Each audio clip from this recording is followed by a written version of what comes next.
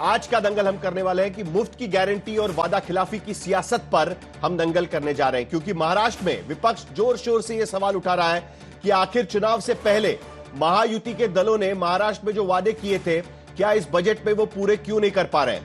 दरअसल चुनाव से पहले बीजेपी ने महाराष्ट्र में वादा किया था कि महिलाओं को लाड़की बहन योजना में 2100 रुपए महीने की राशि दी जाएगी।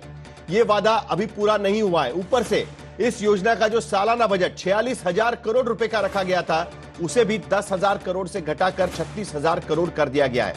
इसके अलावा बीजेपी ने किसानों की कर्ज माफी का भी वादा किया था, उसके लिए भी बजट में कोई प्रावधान नहीं किया गया है। ऐसे कई और आरोप विपक्षी दलों की ओर से लगाए गए हैं। बीजेपी ने चुनाव से पहले जो वादे किए थे, अब उन्हें पूरा नहीं कर पा रही है, जबकि 7,20,000 करोड़ रुपए वाला बजट पेश करने निकले वित्त मंत्री अजित पवार ने कहा है कि उन्होंने तो कभी 2100 रुपए लाड़की बहन योजना में देने की बात कही भी नहीं थी।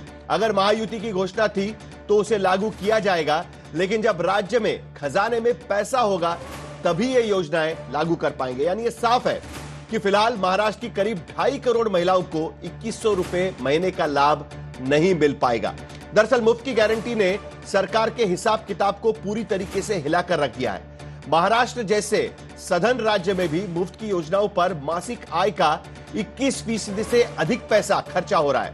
ऐसे में बड़े बड़े चुनावी वादे पूरे कर पाना अब मुश्किल साबित हो रहा है। उधर तेलंगाना में भी चीफ मिनिस्टर रेवंत रेड्डी ने कहा है कि उनके राज्य की मासिक आमदनी 18,500 करोड़ है, जिसमें पेंशन, वेतन, कर्ज, ब्याज में 13,000 करोड़ रुपए खर्च हो जाता है। ऐसे में बेरोजगारों को 4,000 रुपए का भत्ता देना काफी मुश्किल है। इसीलिए आज के दंगल में हम चर्चा करने जा रहे हैं कि क्या चुनाव के वक्त वोट पाने के लिए लुभावने वादे करने वाले राजनीतिक दल सरकार बनने के बाद खजाने की खस्ता हालत की वजह से वादा खिलाफी को मजबूर क्यों हो जाते हैं। क्या सत्ता हथियाने के चक्कर में ये बड़े बड़े वादे जो किए जा रहे हैं, उसका खामियाजा राज्यों के विकास पर पड़ रहा है। क्या आने वाले चुनाव में देश के मतदाता राजनीतिक दलों के इन लुभावने वादों पर रिझने के बजाय ऐसे तमाम मुद्दों और सवालों पर हम आज के दंगल में चर्चा करेंगे कि क्या आखिरकार अब मतदाता इस सारे वादों को लेकर सरकार से, राजनीतिक दलों से सवाल पूछेगा। लेकिन सबसे पहले यह रिपोर्ट देख लेते हैं कि किस तरीके से महाराष्ट्र में वादा खिलाफी हुई।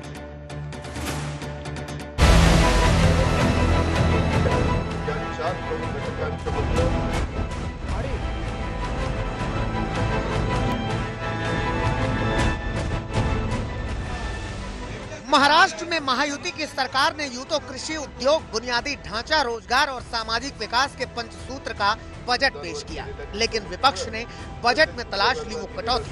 जहां ज्यादा का वादा था, वहां सरकार ने चला दी थी कैंची।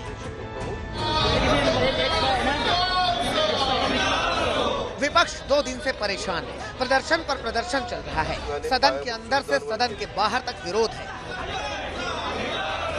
कि आखिर लाड़की बहन योजना का बजट 46,000 करोड़ से घटाकर 36,000 करोड़ क्यों किया गया। 16 लाख रोजगार कुछ नहीं है। सरकार झुटे उनके वादे है, सारे वादे तो है ही नहीं। जे मराठीत म्हणतो ना की यांचा तो जुमलानामा। युवाओं की नौकरी के बारे में कोई बात नहीं है।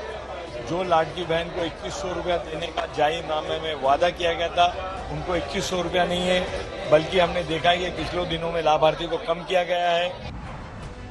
6 महीने भी नहीं गुजरे हैं, महाराष्ट्र में वोट की खातिर महिला सम्मान के बड़े बड़े वादे किए गए थे। कहां तो 1,500 रुपए महीने के सम्मान को 2,100 रुपए महीने तक बढ़ाने का वादा था, लेकिन जब बजट का पिटारा खुला तो कटौती की कैंची चल गई। अब अजित पवार ने कहा है कि जब संभव हो जाएगा तो 2,100 रुपए भी मिल जाएंगे।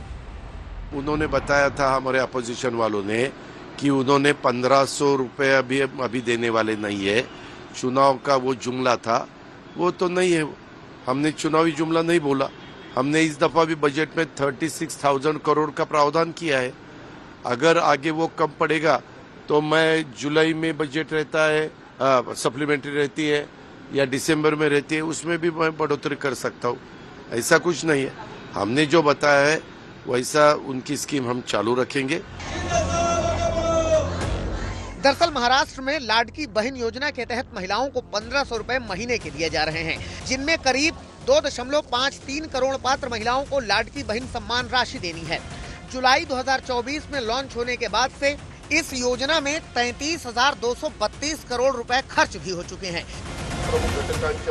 जबकि साल 2025-26 के लिए सरकार ने इसमें सिर्फ 36,000 करोड़ का बजट ही रखा है। विपक्ष ने सवाल उठाए तो वित्त मंत्री ने कहा, मैंने तो 2100 रुपए देने का वादा किया ही नहीं था। मेरा एक भी स्टेटमेंट निकालो, एक भी स्टेटमेंट कि मैंने ये वादा किया था, एक भी स्टेटमेंट मुझे दिखा दो। मैंने असेंबली इलेक्शन में अलग अलग जगह जाके बहुत सारे पब्लिक रैलियां ली थी। मैंने वहां मेरे कैंडिडेट के प्रचार के लिए मैं खुद गया था, लेकिन कभी भी मैंने ये नहीं कहा। हालांकि खबर है कि महाराष्ट्र के बाद अब बिहार सरकार बिहार में भी महिला सम्मान योजना का चुनावी वादा कर सकती है। सूत्रों के मुताबिक नीतीश सरकार चुनाव से पहले जुलाई महीने से ऐसी योजना लॉन्च कर सकती है और महिलाओं के खाते में पैसे भेजे भी जा सकते हैं। हालांकि महाराष्ट्र के खजाने का हाल देखते हुए बीजेपी को ऐसे वादे और फैसले पर दोबारा विचार करना पड़ सकता है।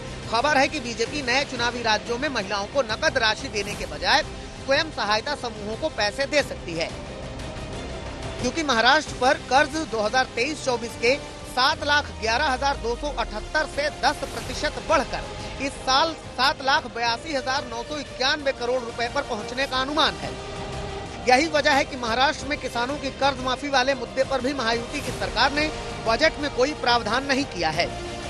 हमारे पे बार बार आरोप हो रहा था कि लाडली बहन योजना बंद कर दोगे। हम लोगों ने बंद की नहीं, चालू रखी है। बंद की तो तकलीफ, नहीं की तो तकलीफ। तो आपको थोड़ा हमको समय देना चाहिए। बंद तो नहीं किया है ना।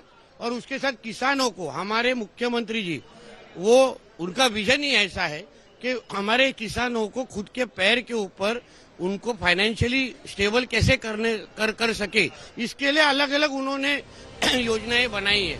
दरअसल चुनाव जीतने के लिए डायरेक्ट बेनिफिट ट्रांसफर की प्रसिद्धि की हालत ये है कि हर दल अब इसे चुनाव जीतने का शॉर्टकट समझने लगा है। लेकिन चुनाव के बाद हालात कुछ ऐसे हो जाते हैं कि तेलंगाना के सीएम रेवंत रेड्डी को कहना पड़ता है कि चुनावी गारंटियों पर राष्ट्रीय बहस होनी चाहिए। किसी एक के करने से कुछ नहीं होगा। हमारे पास निवेश करने और पूंजीगत व्यय के लिए पैसे ही नहीं है। हर महीने 500 करोड़ रुपए भी पूंजीगत निवेश पर खर्च नहीं कर सकते। आने वाले दिनों में राज्य का क्या होगा, देश का क्या होगा। दरअसल तेलंगाना में कांग्रेस सरकार ने बेरोजगारों को 4,000 रुपए देने की चुनावी गारंटी दी थी, जो अभी तक पूरी नहीं हो सकी है। राज्य के खजाने का हिसाब किताब कुछ ऐसा है कि हर महीने राज्य की आमदनी है 18,500 करोड़। उसमें से सैलरी पेंशन देने में 6,500 करोड़ रुपए खर्च हो जाते हैं। बाकी कर्ज के ब्याज भुगतान में 6,500 करोड़ रुपए चले जाते हैं। बाकी बचे 5,500 करोड़, इसी में सारी कल्याणकारी योजना चलानी है, विकास के काम भी करने हैं। हालांकि साथ के कर्नाटक में डिप्टी सीएम डीके शिवकुमार ने विधानसभा में कहा है कि चुनावी गारंटी पूरी करना बीजेपी के लिए मुश्किल होगी, कर्नाटक की कांग्रेस सरकार के लिए नहीं। आज तक ब्यूरो।